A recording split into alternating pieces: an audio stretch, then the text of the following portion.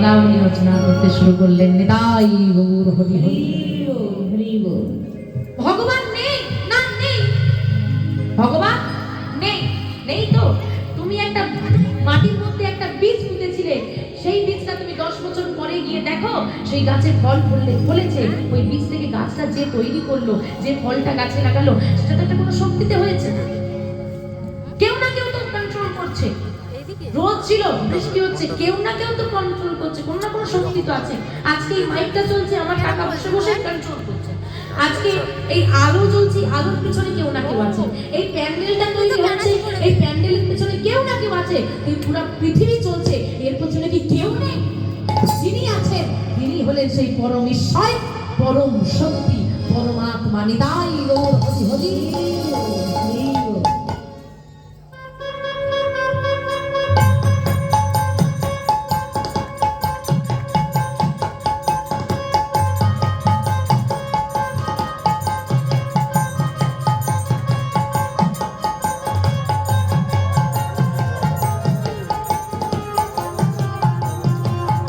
जय जय श्री निताई गौर प्रेमानंदे अगवाल निताई गौर हरिवाल हरिवाल हरिवाल गुरुकरी संपत्ति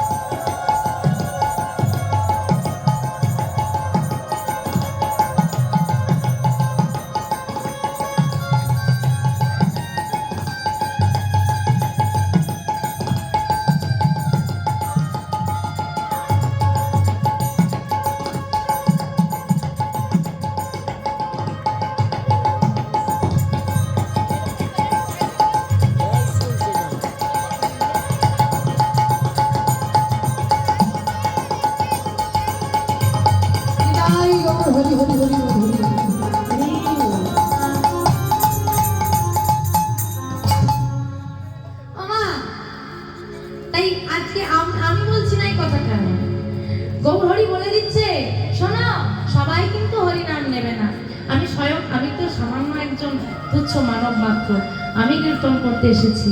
আর গৌর হরি নাম সংকীর্তন প্রচার করতে গিয়ে তিনি বলে চলে গেছেন সবাই নাম নেবে না। তা সবাই নাম নিলে কি করব? দাদাকে ভাই শেখাচ্ছে নাম কি করে প্রচার করতে হয়। শোনো দাদা, যদি কেউ নাম, তুমি নাম দিলে, যদি কেউ না নেয় কি করবে?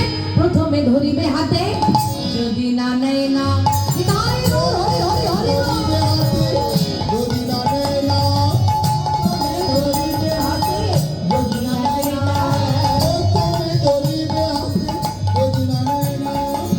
চরণ ধরিয়া তারে চরণ ধরিয়া তারে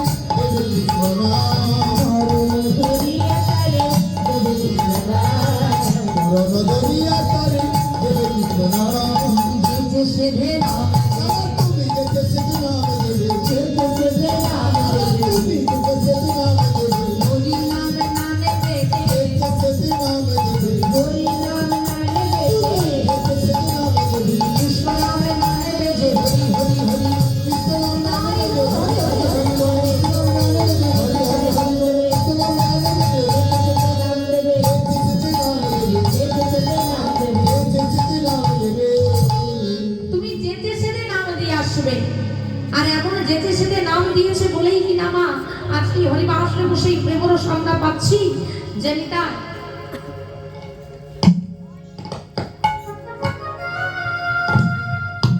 এবে অস্ত্র না হইলা প্রাণী কারণ আমারিলা হরি নাম দিয়ে চিত্ত শুদ্ধ করিল সভা। সবার চিত্ত শুদ্ধিকরণ করেছে নাম দিয়ে সেই গোড়া চাঁদ। বলছে এমন দয়ার ঠাকুর হয় না আর হবার নাই। তাই তো মহাজন বললেন ধন্য কলিযুগ ধন্য অবতীর্ণ আমার শ্রী চৈতন্য। কলি চৈতন্য মহাপ্রভু কি।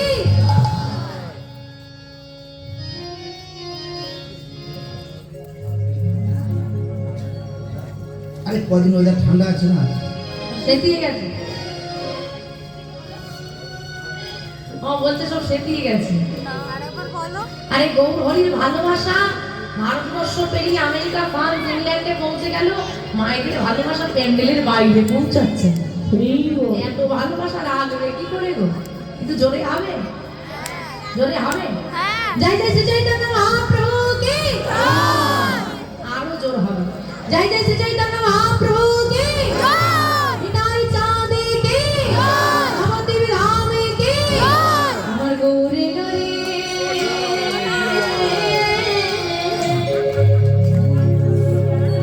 এখন কোথায় গেল?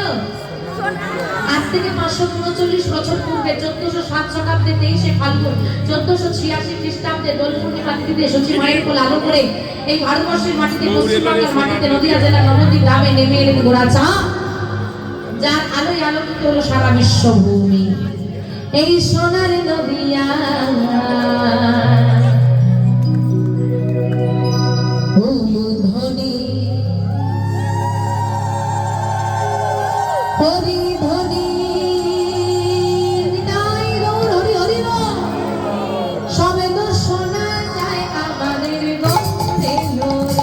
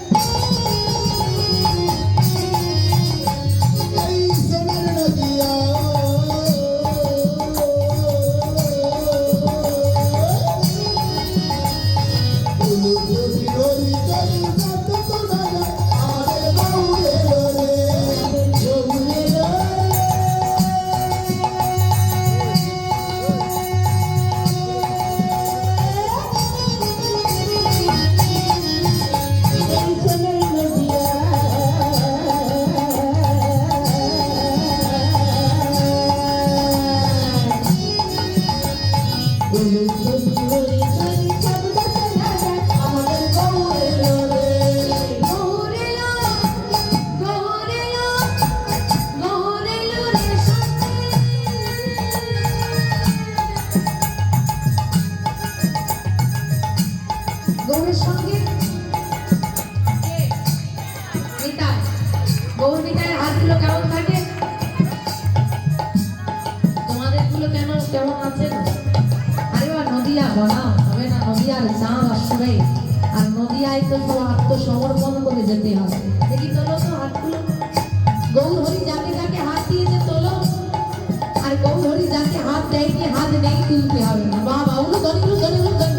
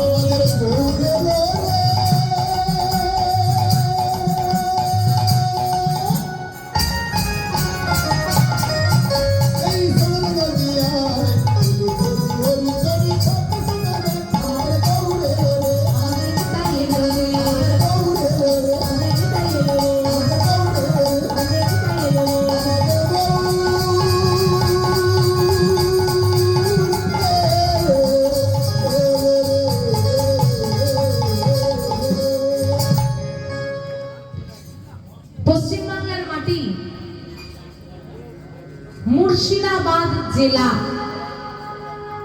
কান্দি শহর। এই কান্দি শহরের জমিদার ছিলেন গঙ্গা গোবিন্দ সিংহ। গঙ্গা গোবিন্দ সিংহরা দুই ভাই, গঙ্গা গোবিন্দ সিংহ আর রাধা গোবিন্দ সিংহ। রাধা গোবিন্দ সিংহের কোন সন্তানাদি না থাকায় সন্তানাদি ছিল, গঙ্গা গোবিন্দ সিংহের একমাত্র পুত্র সন্তান নাম রামকৃষ্ণ সিংহ জমিদারি গ্রহণ করে। দুই জমিদারের এক গন্ডগোলটা কি বুঝতে পারছো? বলো তো। দুই জমিদারের এক ছেলে, কি গন্ডগোল হবে? আরে বাবা, লবণ একটু বেশি পড়ে গেছে, মানে আদর একটু বেশি হয়ে গেছে। পরিবারের এক সন্তান হলে যা হয় আর কি, তোমার আমার সাধারণ পরিবারে শুধু জমিদার। সেই রামকৃষ্ণ সিংহ হলো অহংকারী জমিদার। স্বাভাবিক, যদি আমি যা চাইছি সব পাচ্ছি। দেখবেন, আপনি লক্ষ্য করে দেখবেন, এটা লক্ষণীয় বিষয়। আপনি মধ্যবিত্ত পরিবারের তো আপনার ছেলে, আচ্ছা কখনো আপনি আপনার সন্তানকে বলতে শুনেছেন, ও মা, ওই বাড়ির ছেলেটা না একটা দামি পেন্সিল বক্স এনেছিল, আমাকে দেবে? বলে না? তাছাড়া এসে তাহলে যে দিয়েছে, যার বাবা মা দিয়েছে, সে সেটা নিয়ে সবাইকে দেখাচ্ছে, দেখ আমার বাবা মাকে দামি জিনিস দিয়েছে। যদি সে যা চাইবে সব পায়,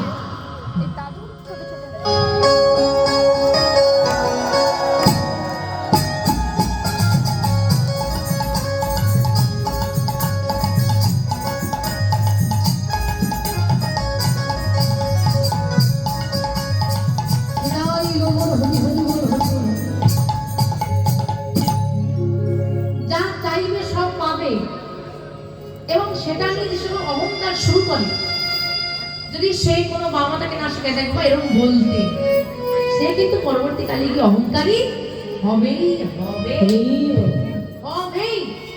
এর কোনো অন্যতা হবে না। সে শাসন জানে না, যা চাইছে তাই পাচ্ছে, সে অহংকারী হবে।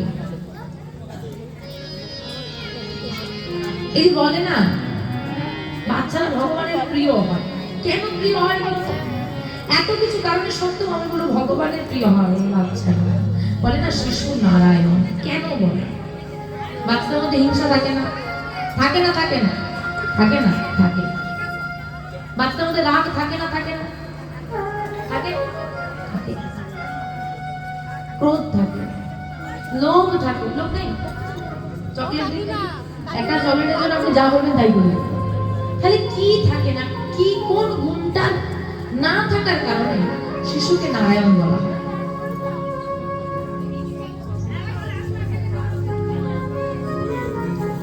রাগ বোঝা যায় না। ও কিছু চাইলে আপনি দেবেন না, কিছু দরকার নেই, স্মার্টফোন চাইছে দেবেন না, দেখবেন কিভাবে করে। তার মা যদি বলে তাকে ছাড়া অন্য একটা বাচ্চাকে বসিয়ে নিয়ে বলে আমি তোর মা নই ওর মা, সঙ্গে সঙ্গে ছুটে এসে সেই বাচ্চাটাকে চিনতে দেবে, ফেলে দেবে একদম, না আমি ধুলাই কাটাকুটি দিয়ে কান্নাকাটি করবে। সবই থাকে। কি থাকে না জানো? ছলনা। ছলনা থাকে না।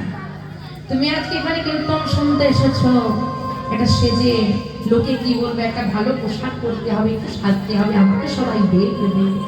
বাড়িতে কোনো লোক এলে, এই আমি টুকটাক করে লোক চলে এসে কিন্তু আমরা ঘরে বসে দেখি পোশাকটা পরিবর্তন করে আসে। কোনো অতিথি যদি বাড়িতে আসে, ওই বাচ্চাটা সারা গায়ে কাদা মেখে, সে কিন্তু কখনো বলে না একটু পরিষ্কার হয়ে সামনে যাবো, আমাকে ভালো বলবো। সে যে অবস্থায় থাকে সেভাবেই সবার কাছে আসে, তার মধ্যে কোনো ছলনা থাকে না। সে যেমন, সে তেমন ভাবেই নিজেকে প্রকাশ করে। কিন্তু আমাদের মধ্যে ছলনা আছে, আমাদের মধ্যে রাগ, হিংসা, ক্রোধ সবকে আমরা লুকিয়ে রেখে তোমার কাছে মিষ্টি মিষ্টি কথা বলবো, আর পেছন দিকে তোমাকেই আমি ছুরি মারবো। ওদের মধ্যে থাকে না। সে যেমন ভগবানের কাছে তেমন ভাবেই নিজেকে প্রকাশ করে। কিন্তু তুমি মা, তোমার কর্তব্য হবে যখন একটু একটু বড় হবে, যদি সে কোনো ভুল করে আপনি বলবেন এখন ভুল করবে, কিন্তু ভুল সে করবে, আপনি বললেও করবে না বললেও করবে, কিন্তু আপনি যদি না বলেন ওই ভুলটা থেকে যাবে, যদি বলেন সেই ভুলটা শুধরে যাবে। তাহলে প্রাণ কৃষ্ণ সিংহ মহাশয় হলো অহংকারী জমিদার। ওই প্রাণ কৃষ্ণ সিংহ মহাশয়ের একমাত্র পুত্র যার নাম কৃষ্ণচন্দ্র সিংহ, এই কৃষ্ণচন্দ্র সিংহকে আদর করে লালা বলে ডাকা হতো। সেও জমিদারি পরিবারের একমাত্র পুত্র, তাই সেও যা চায় তাই পায়, কিন্তু সে অহংকারী নয়। সে অহংকারী না হলেও তার মধ্যে একটা গুণ ছিল, বড় আত্মসম্মান, মানে তার সম্মানের চিরতর আঘাত না করে। যেহেতু শাসন সে জানে না, সে পেত না, তো স্বাভাবিকভাবে কেউ কখনো তাকে আঘাত করে কথা বলে না। আদরে বড় লালা। লালার বয়স হয়েছে 12 বছর, আর 12 বছরে লালা জমিদারি বাড়ির বারান্দায় খেলা করছে। আপনাদেরকে আরেকটা কথা জানিয়ে রাখি, এই যে লালা, লালা কিন্তু কোনো নাম নয়, লালা কোনো নাম নয়, ওনার নাম হচ্ছে কৃষ্ণচন্দ্র সিংহ। তাহলে লালা বলি কেন? আসতে ও মা, তোমাদের এখানে বাচ্চাদেরকে কি বলো গো? তোর নাম জানা নেই, কি বলো? খুকি, খোকা। তবে অনেক জায়গায় বাঁকুড়ার ওদিকে খেপা খেপি বলে, একদম বাঁকুড়ার ভেতর দিকে চলে যাবে টোকা টুকি বলে, বুঝতে পারি না। যাক বাবু, এই খোকা, এই সব, এই যে চলতি কথাগুলো যদি বৃন্দাবনে যান, বৃন্দাবনে গিয়ে শুনবেন ছোট ছোট বাচ্চা মেয়েদেরকে, নাম তো জানে না, কিছু বলে তো ডাকতে হবে, ওই লালি বলে ডাকে। বাচ্চা মেয়েদেরকে লালি আর ছেলেদেরকে বলা হয় লালা। সেই লালা, ওই লালা বাবুর যিনি দাদু ছিল গঙ্গা গোবিন্দ সিংহ, আদর করে লালা বলে ডাকতো, আমার লালা, আমার লালা। সেই লালা পরবর্তীকালে বৈষ্ণবী লালা বাবু নামে পরিচিত লাভ করে।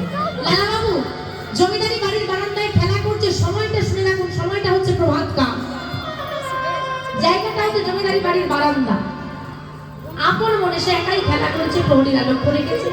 এমন সময় দরজা থেকে একটা চিৎকার ভেসে এলো, একটা আর্তনাদ, চিৎকার করে কি যেন বলছে, বাবু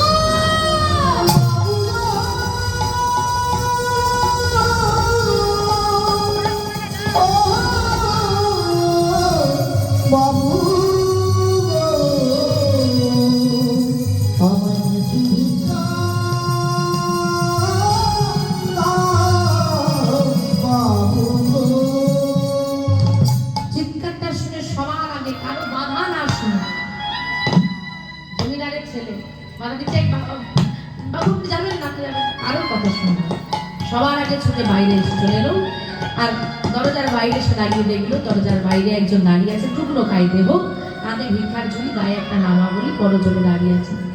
কে তুমি? কি চাই তোমার? আমাদের বাড়িতে তুমি কেন এসেছো? বাবু, আমি একজন কন্যাদায়গ্রস্ত ব্রাহ্মণ, আমার কিছু সাহায্য করুন বাবু, আমায় কিছু সাহায্য করুন। কন্যাদায়গ্রস্ত মানে মেয়ের বিয়ে দিতে হবে। তুমি আমাদের বাড়িতে সাহায্য চাইতে এসেছো? দাঁড়া, আমি এক্ষুনি তোমাকে সাহায্য দেব। প্রহরী, ও প্রহরী, বলুন ছোট বাবু। যা, এই ব্রাহ্মণকে তুমি এখনই 1000 টাকা দান করে দাও। লালাবাবু দাঁড়িয়ে রইলেন দরজায় ভিখারির সম্মুখে, আর প্রহরী চলে গেলেন জমিদার বাবুর কাছে অনুমতি। অনুমতি ছাড়া তো করা যাবে, জমিদারের অনুমতি ছাড়া তো কাজ হবে না। 1000 টাকা মানে আপনার এখনকার সময় আপনার খুব কম মনে হতে পারে, আমাদের কাছে সাধারণ হতে পারে, কিন্তু আপনি বলুন, আপনি কোনোদিন ভিখারিকে 1000 টাকা দিয়েছেন? সবার সামর্থ্য থাকে না। 2025 সালে দাঁড়িয়ে আপনার সামর্থ্য নেই, এটা আজকের ঘটনা নয়। আজ থেকে 250 বছর পূর্বে একটা 12 বছরের ছেলে 1000 টাকা দান করলো, মানে